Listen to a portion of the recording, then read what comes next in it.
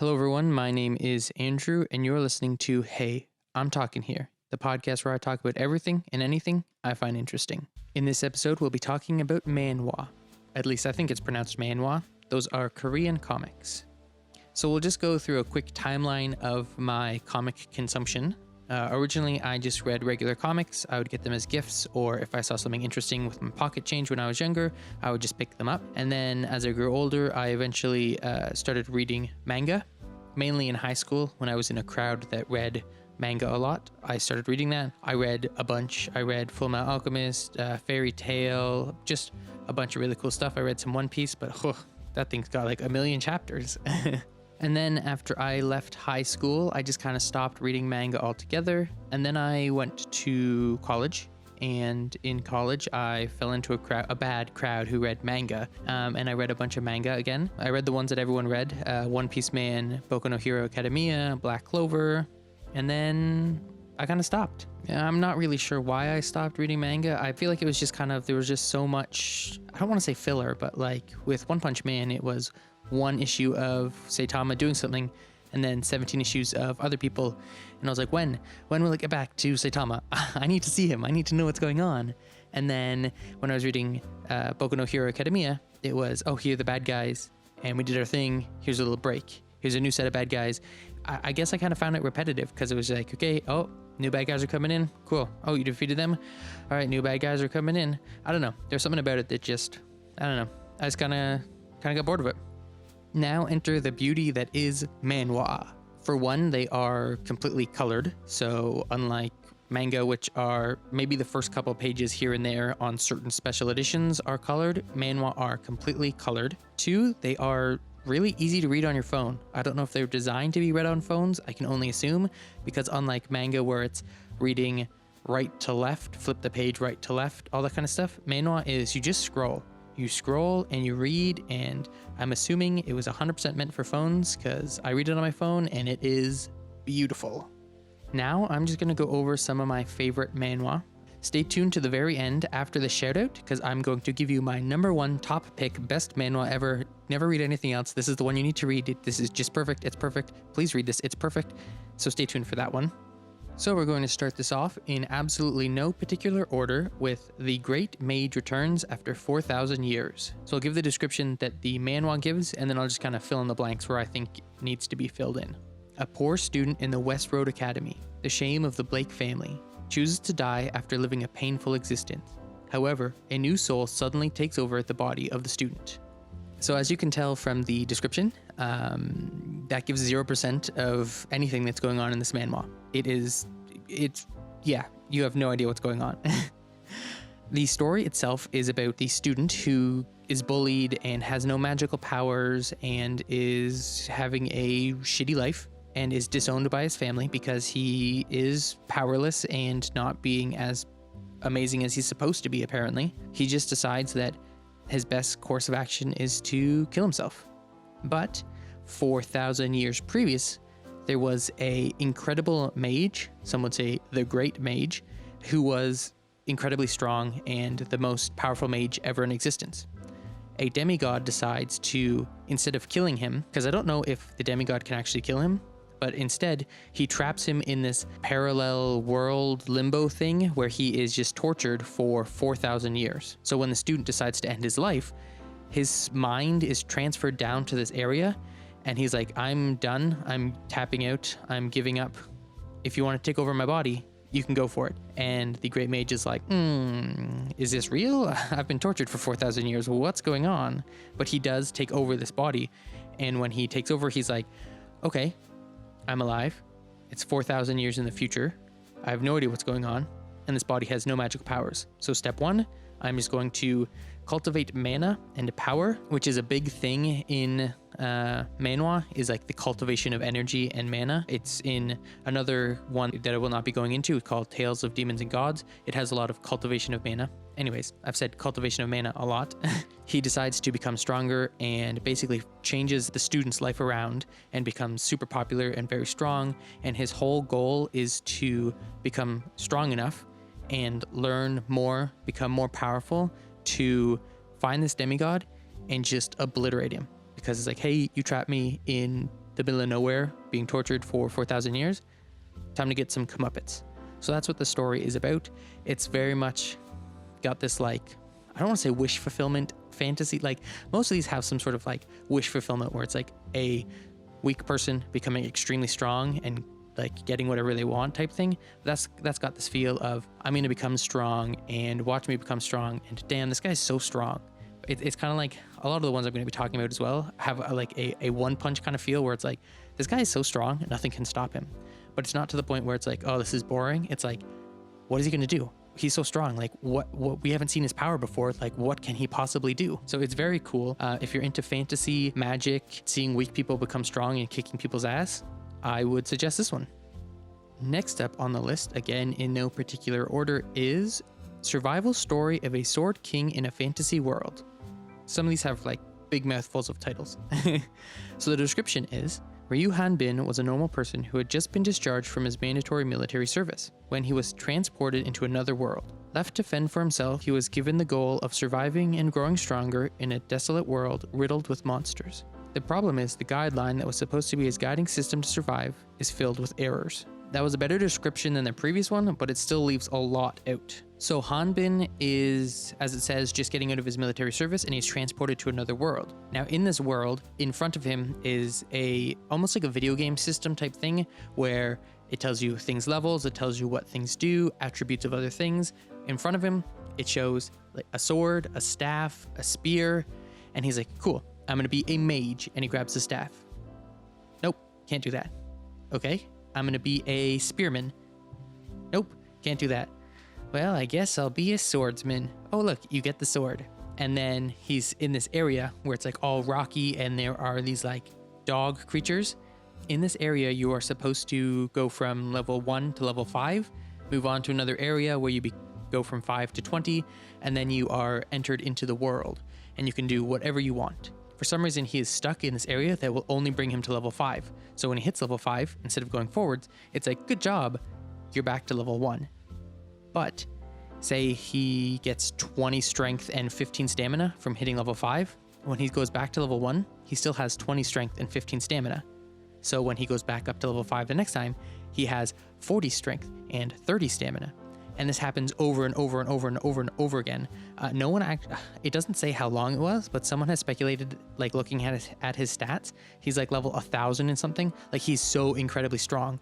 And he eventually gets out of this area. I cannot for the life of me remember why.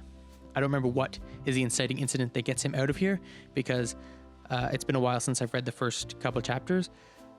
But he gets out of this and he's, as you can rightfully assume, he's not very happy. So he decides he's going to try and hunt down one of these gods that put him in this area and maybe give them a talking to, probably a beating, to get him back home, because, you know, no bueno.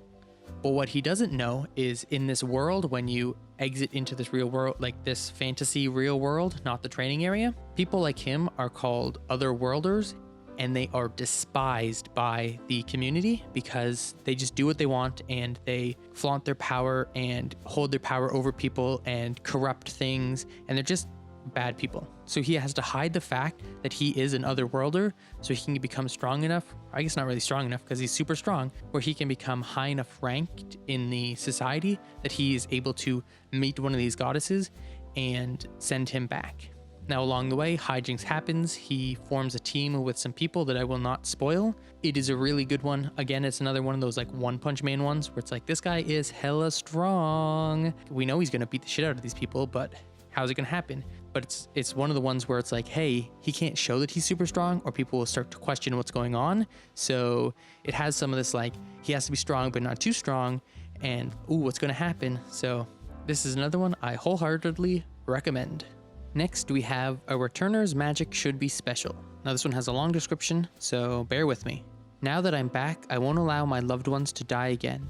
The Shadow Labyrinth, the most catastrophic existence humanity has faced in history. Dazir Armin is one of the 6 remaining survivors of mankind within it. The 6 attempt to clear the final level of the labyrinth, but ultimately fail, and the world comes to an end. However, when Dazir thought he would meet his demise, what is revealed before him is the world, 13 years ago, Dazir is returned to the past, back to the time when he is enrolled in the nation's finest magic academy, Havrion. He is reunited with his precious friends and is prepared to change the past to save the world and his loved ones. 3 years remain before the emergence of the Shadow World. Change the past and gather powerful comrades to save mankind. Hachi-bachi, that is a long description. But it does basically sum up the first couple chapters of the manhwa. It is Dazir is facing this giant evil, and they are the last bastion for humanity, and then they die. And he wakes up 13 years in the past and has to basically figure out how he can stop the calamity from happening and destroying civilization. So he has to use his brains and reconnect with all of his comrades that he had before, make them stronger than they were, faster.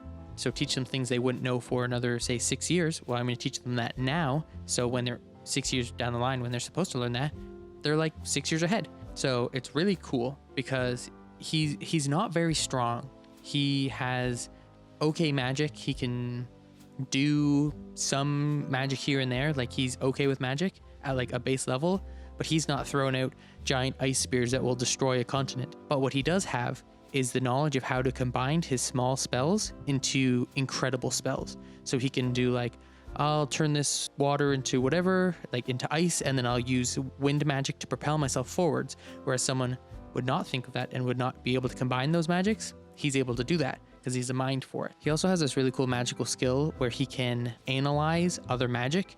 And when he is done analyzing a spell, that say someone is like casting a fireball, he can analyze that fireball. And right when he's done, they can't cast that fireball anymore because he's analyzed it. He's broken it down. You can't cast your spell. Sucker. So he has to gain up all of his friends and comrades and basically not tell them what's going on because he can't, but somehow get them all together and become friends and stronger so that when the time comes, he can unleash them. But another wrench in the spokes is the fact that he is a commoner. And 13 years ago, before everything went to shit, commoners and nobles did not get along. If you're a noble, everyone was below you. No one can tell you what to do. You are the cream of the crop. Whereas a commoner is a commoner, like a lowly person who has no future, and it sucks to be them. So he not only has to prepare for the coming disaster, he also has to somehow bridge that gap so that the nobles will listen to him and prepare for the shit hitting the fan. So again, I'll say with all of these, I wholeheartedly recommend this one. It's very good. This one is like, it's up there in ones that I really enjoy.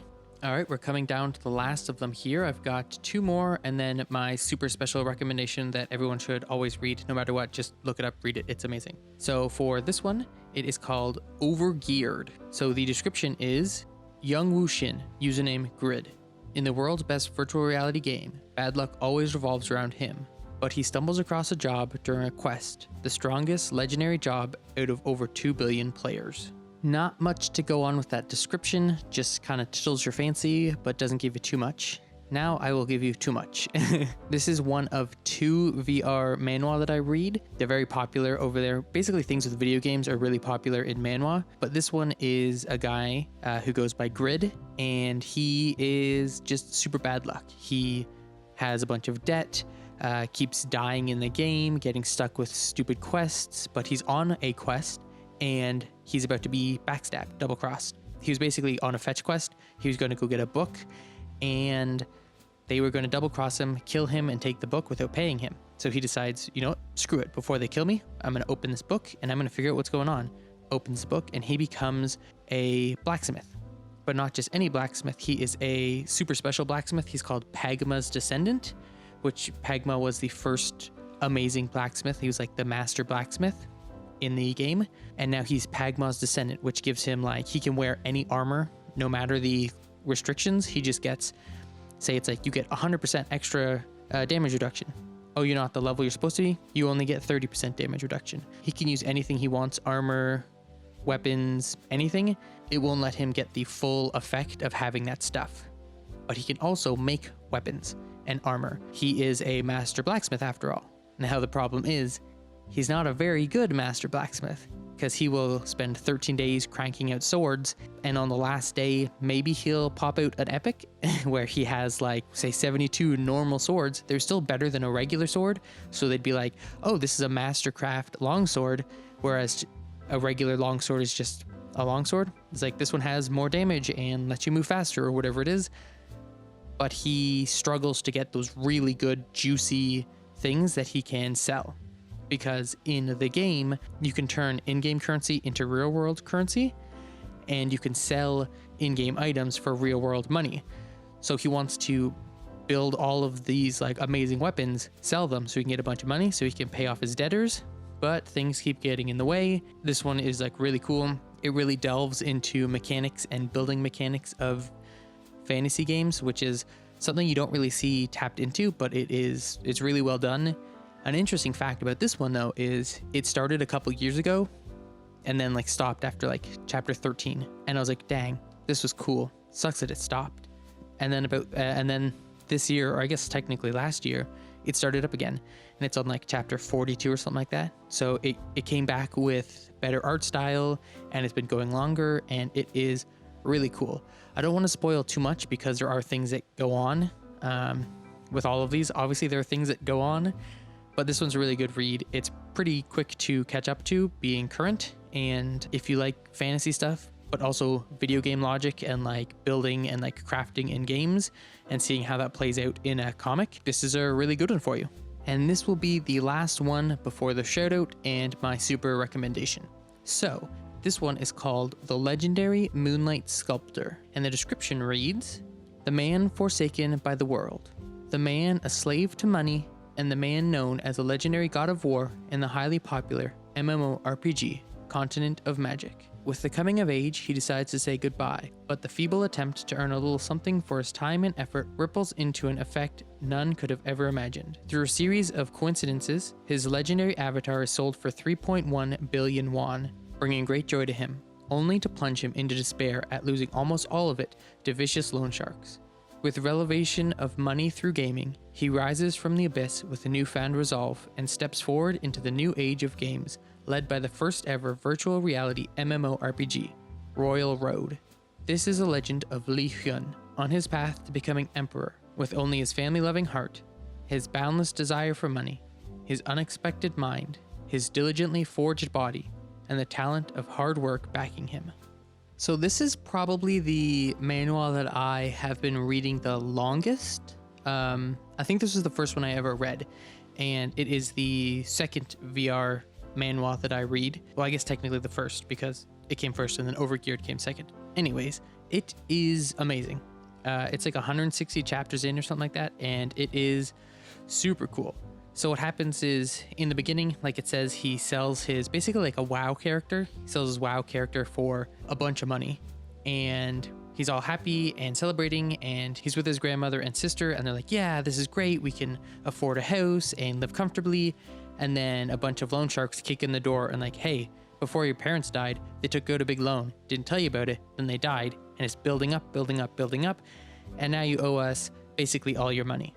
So they take all of his money and he pays them off, and then he opens his mouth and is like, listen here, if I can bring the exact same amount of money to you in 5 years, I'm gonna be the boss, you're gonna bow to me, and this shit's gonna stop.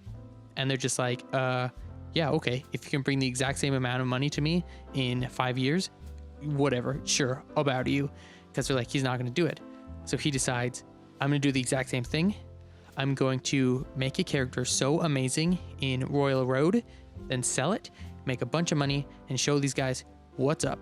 So with the amount of money he has left, they are able to get a better house, and he's able to buy the pod for VR, because like for this one and Overgeared, they're not like VR headsets, they're like pods where it's like a full body experience. So he buys that, sets it up, and before even going into the game, he spends 1 year reading everything he can about it, training his body and mind, so that when he is in the game, because it does take some of your features, and he's like, if I know how to fight in real life, I can fight in the game. So he goes to sword lessons. I don't know if it's Aikido or what the equivalent would be in Korea. I don't know if Aikido is Japanese. Anyway, something like that. Some sort of sword training. So he trains and reads everything he can for 1 year, and then he goes into the game. So the first thing you're greeted with is like a sword trainer who's like, if you whack on this thing for 16 hours a day for 6 days straight, you'll become super strong. And people are like, okay, I'm just going to take the sword and whack on this dummy to learn the basics of fighting, and then I'm going to screw off. But he doesn't do that. He's like, okay, I will whack on this dummy for as long as I can until I can gain no more from it. Because when you fight this dummy, you're gaining stamina and strength in the game without having to level up. So most people are like, this is ridiculous. Why would I spend hours and hours getting strength and stamina when I can just go beat up like rabbits to level up, and then, hey, I'm stronger and have better stamina. But if you build up with this stamina and strength before you even start leveling up, you will grow exponentially larger when you level up because you have this bigger base to start with. He's like the only person who does it. So then from there, he grows fond with the fighting instructor, and he gives him a hidden quest. And from that hidden quest, it grows and grows and grows until he becomes the legendary Moonlight Sculptor and gets this amazing hidden class. And then from there, it's basically him going on these adventures, trying to make himself the best possible character he can, so that when he sells it, he'll make a bunch of money. But that also includes getting rare items and selling them in game for real world money, so that he can put his sister through university and take care of his grandmother's medical expenses and such. So again, like Overgeared, it is an uphill battle where he is doing stuff, selling stuff to make money that is eventually going out to not debtors, but to university expenses and medical bills. But he is building up this amazing character. And it's like this huge, there are a bunch of huge arcs in it and like amazing characters. And he's a very penny pincher kind of guy where he's like, okay, if I buy all of this bread, then I can feed these soldiers and these soldiers will owe me, and then I can get these soldiers to do this. And it's very much a mind of strategy to try and get him the most money that he possibly can without spending any money. So this one is really good. I've been reading it the longest.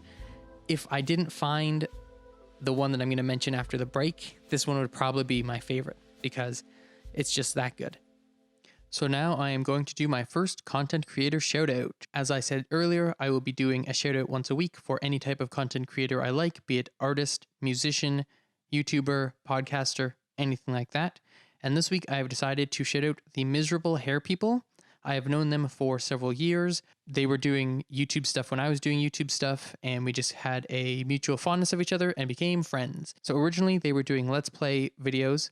With a twist, they had little puppets instead of themselves playing and talking, which is really funny to see puppets swearing and whatnot, and cussing and saying dirty, terrible things. So from Let's Playing, they then went on to doing Omegle and Reddit videos. And then now they're doing 2 series. One is the Dollar Bin of Doom, where they talk about, let's call it shitty movies.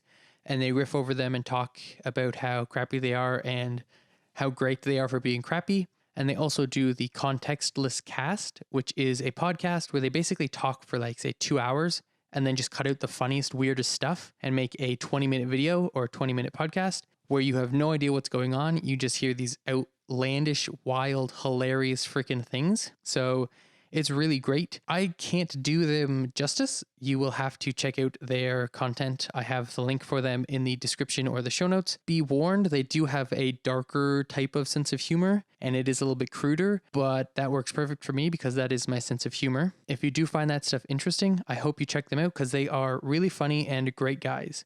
Again, that is the Miserable Hair People, link in the description. And now for the creme de la creme, the best manhwa ever, the reason I get up in the morning. This is Solo Leveling, and the description reads, 10 years ago, after the gate that connected the real world with the monster world opened, some of the ordinary, everyday people received the power to hunt monsters within the gate. They are known as hunters. However, not all hunters are powerful. My name is Sung Jin Woo, an E-rank hunter. I am someone who has to risk his life in the lowest of dungeons, the world's weakest. Having no skill whatsoever to display, I barely earned the required money by fighting in low-level dungeons, at least until I found a hidden dungeon with the hardest difficulty within the D-rank dungeons. In the end, as I was accepting death, I suddenly received a strange power, a quest log that only I could see, a secret to leveling up that only I know about. If I trained in accordance with my quests and hunted monsters, my level would rise, changing from the weakest hunter to the strongest S-rank hunter. So this is it. This is the best manhwa I have ever read. It is beautiful. All the other ones are really good looking too, but the creatures in this, like the skills that people use, it just looks so good. And the story is amazing. So it's about Sung Jin Woo, who is a regular hunter. He's the lowest of the low, the weakest in the world, as he's called.